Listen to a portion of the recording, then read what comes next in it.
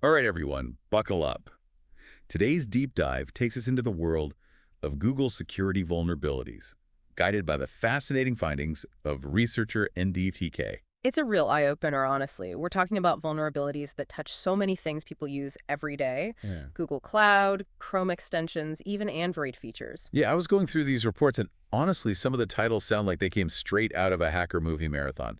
Gmail excess search, performance API, time travel. And who could forget email storage leaking ticket attachments? That one's a classic example of how security research can unearth the most unexpected connections. Seriously, it's like a real-life digital detective story. Yeah. So before we get too deep into the nitty-gritty, let's break down a few of these vulnerabilities. What's first on our list? Let's start with something everyone can relate to. Your alarm clock. Imagine this. You're waking up to a blaring alarm, but here's the thing. You didn't set it. Okay, now that's just creepy. How does a vulnerability even give someone that level of control over my phone? It all boils down to something called intents in Android. Basically, these intents are like messages that apps use to talk to each other. Right, makes sense. So in this case, what NDevTK found was that a malicious website could send a specially crafted intent to the clock app on your phone, bypassing the usual security check. Boom, surprise alarm. It makes you wonder what other seemingly harmless features might have these kinds of unintended consequences. It's a real challenge for developers. Every single feature, even the simplest one, has to be designed with these potential security risks in mind. And this vulnerability shows how something as basic as setting an alarm can become a point of weakness. Okay, that's enough about rogue alarm clocks for one day. What else did NFTK discover?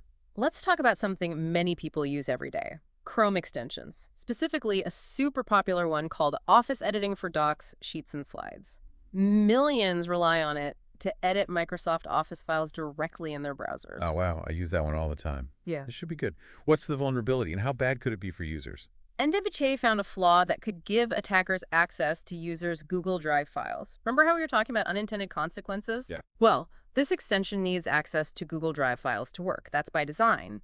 However, the vulnerability exploited a weakness in how the extension handled certain web requests and how Google Drive managed those file permissions. So even though I might think I'm just innocently editing a document, this vulnerability could be opening a back door to my entire Google Drive. In essence, yes.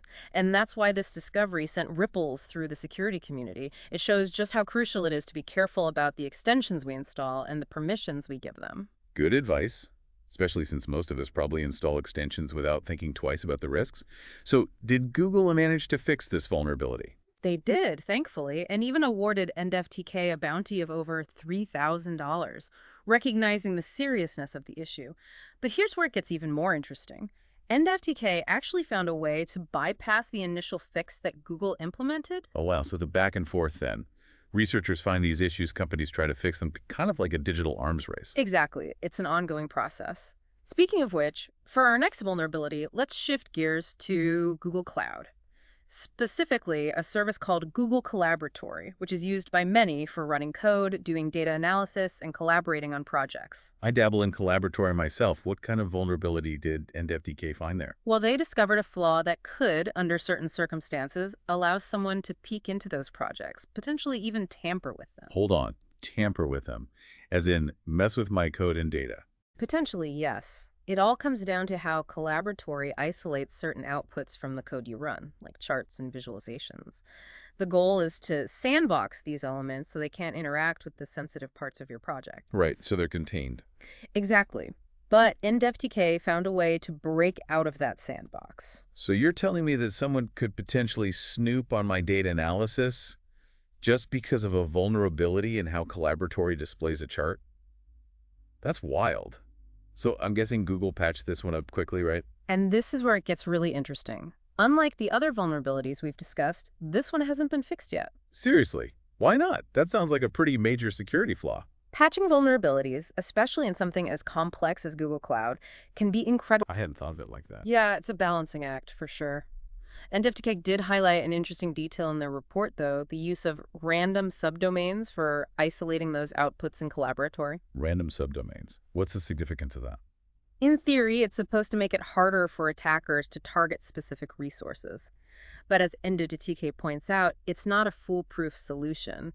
If the DNS system, which is responsible for translating domain names to IP addresses, isn't encrypted, it can undermine that security measure. So it's like hiding your house key under the welcome mat. It might work for some, but it's not exactly Fort Knox, is it? Exactly. And this highlights a crucial point about security. It's not enough to just address the most obvious vulnerabilities. You have to make sure every component, even those that seem insignificant, is properly protected. Right. It's about the entire system, not just individual parts. So far, this deep dive has been eye-opening, to say the least. We've got rogue alarm clocks, leaky browser extensions, and now potentially exposed collaboratory projects, and we're just getting started. All right, so as we get deeper into these Google vulnerabilities, I'm curious what motivates researchers like End of TK. It's a good question. Is it all about bug bounties, or is there more to it? It's definitely more nuanced than that. For folks like End of TK, it's about pushing the boundaries, finding those weaknesses others might miss, making the digital world a bit safer. Right, like that whole email storage, leaking ticket attachments situation. Exactly. That was a perfect example. So Google's got this vulnerability reward program, right? Researchers submit reports about flaws they find, and if it's significant enough, They get rewarded. right, incentivizes ethical hacking. Right. Everyone wins, in theory. Well, when End of TK got their reward for a separate bug, something interesting happened. Okay, I'm intrigued. Tell me more. The reward email, sent from Google GUTS, had this embedded image. Seems harmless enough, but But there's always a but. there is. End of TK noticed this image was hosted on a Google storage bucket, and it seemed a little too open, so naturally they did some digging. What did they find? Some kind of secret stash of Google's plans for world domination. Even better, remember those ticket attachments? Yeah. Turns out they found a directory in that bucket full of attachments from other bug bounty tickets. No way. That's like winning the lottery and then finding a winning scratch-off ticket stuck to your shoe. Yeah. What was in those attachments? We don't know the specifics. End of TK didn't snoop around for ethical reasons, but it's safe to say those tickets could contain sensitive information, right? Technical details, code, maybe even internal communications. Wow. So not only did they find a bunch of vulnerabilities, they accidentally stumbled upon a potential data leak within Google's own bug bounty program. Talk about irony. It really highlights how interconnected everything is. And for End of TK, it reinforced their commitment to data privacy.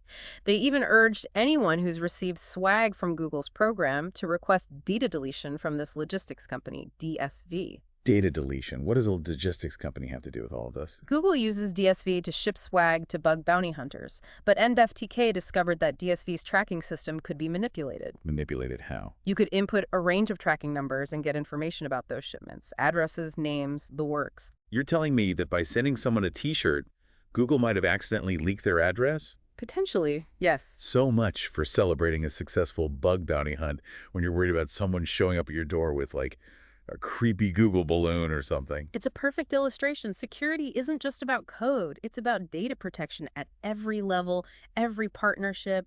It's a chain, and one weak link compromises the whole thing. Right. You start thinking about how many systems we interact with daily, and it's a little overwhelming. It makes you wonder, what else are we missing? And that's the question that drives researchers like End of TK, right? Constantly pushing, testing, seeing what's out there. Speaking of out there, there's one more vulnerability we need to unpack. It's about browser security, and it gets pretty technical. Ready to unravel the mystery of the partition cache bypass? Oh, absolutely. This is where it gets really interesting. We're talking about how much websites can actually learn about your browsing habits, even when you think you're being super careful. All ears? So, browsers have caches. They store bits of websites you visit so they load faster next time. Yeah, like remembering images and code so I don't have to re-download everything every time. Saves time, saves data. It's great. It is. But like most things in security, it's a trade-off. That cached data. It can be a goldmine of information for those looking to exploit vulnerabilities. Okay, I see where this is going. And partitioned caching, while it's meant to be more secure, isn't perfect. So how does this partitioned cache bypass actually work? Break it down for me and try to keep it simple enough for a non-expert to understand. Okay, so imagine a website with different sections, like a news site, right? You've got the home page, article pages, maybe a comment section. Right. Partitioned caching is supposed to keep those sections separate in the cache. So if you're reading an article, the website shouldn't see what you've commented on in another section, at least not through the cache. It's about compartmentalization. Makes sense, like digital walls between different parts of the site. Exactly. But NFTK found a way to bring those walls crumbling down. By manipulating how elements loaded on a page, they could trick the browser into revealing what was stored in those supposedly separate cache partitions. So it's like finding a secret passage between those walled-off areas. Clever, but also kind of unsettling. What kind of information could someone actually get their hands on using this bypass? It really depends on the website and how they use caching. But we're talking anything from your browsing history to personal details stored in cookies, and in some cases, even sensitive stuff like login credentials. Okay, that's officially alarming. I'm guessing this isn't something a quick browser update can fix, huh? Unfortunately, no. This one's a bit more complicated. Partition caching is still a relatively new technology, and as with anything new, there are kinks to work out. NFTK's research just goes to show that we're still learning about the nuances of browser caching and how to truly secure it. So where does that leave the average user? Should I be clearing my browser cache every 5 minutes just to be safe? While that's not entirely practical, Thank goodness. it does highlight why it's good to be mindful of your browser settings. Clearing your cache regularly is a good habit, and if you really want that extra layer of privacy, using private browsing mode can help. It's not foolproof, but it's a step in the right direction. Got it. Be mindful, clear the cache, consider private browsing. Solid advice. But as much as I've enjoyed this deep dive and it has been fascinating, what's the takeaway here? We've gone through a ton of vulnerabilities, but what does it all mean? It boils down to this. Security is a journey, not a destination. There will always be new vulnerabilities, new ways for things to go wrong. It can feel like a losing battle sometimes. I get that, but it's not about giving up, right? It's about being aware, being vigilant, and taking steps to protect yourself. And for companies like Google, What about them? it's on them to keep pushing, to learn from researchers like NFTK and build more secure systems. Right, it's a team effort. Exactly. So we've talked about how browser caching, while designed to make things faster, can also leave a trail of information for those looking to exploit vulnerabilities.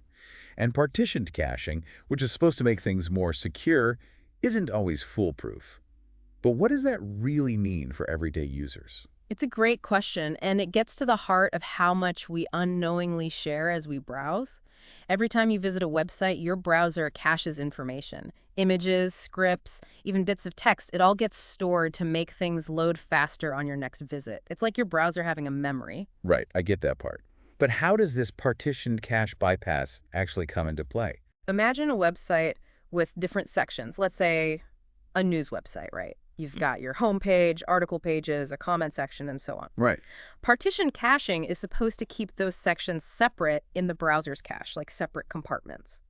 So if you're reading an article, the website shouldn't be able to see what you've commented on in another section, at least not through the cache. Makes sense. Keeps things compartmentalized. Exactly.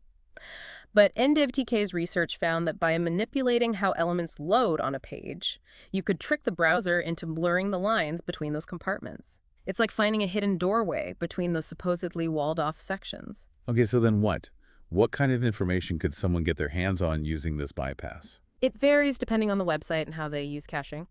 But we could be talking about your browsing history, personal details stored in cookies, even sensitive data like login credentials if the website has security flaws. That's a bit unsettling. So what can we do? Is this something a simple browser update can fix? It's not that straightforward. Yeah. Partition caching is still relatively new, and as with any new technology, there are going to be vulnerabilities. NFTK's research just highlights that we're still in the early stages of figuring out how to really lock things down. So where does that leave us? Should we all be clearing our browser cache like every 5 minutes just to be safe? Well, that's probably not necessary, but it does emphasize how important it is to be mindful of your browser settings. Right. Clearing your cache regularly is always a good habit. And if you're dealing with sensitive information, using private browsing mode can add an extra layer of protection, although it's not foolproof. Good advice. It seems like awareness and proactive measures are key here. Absolutely. And that's the common thread throughout all of NWTK's research, right? Whether we're talking rogue alarm clocks, leaky browser extensions, or these cache bypasses, the most important thing is to stay informed, be aware of the potential vulnerabilities, and take steps to protect yourself. Right, knowledge is power. Well, this has been an incredible deep dive, shedding light on a side of technology most people don't even know exists. A huge thanks to NDAV VTK for their incredible work uncovering these vulnerabilities and for reminding us that security is an ongoing process. And to our listeners, thank you for joining us. Remember, staying informed is the first step to staying safe online. Until next time, keep your browsers clean, your guards up, and your digital lives secure.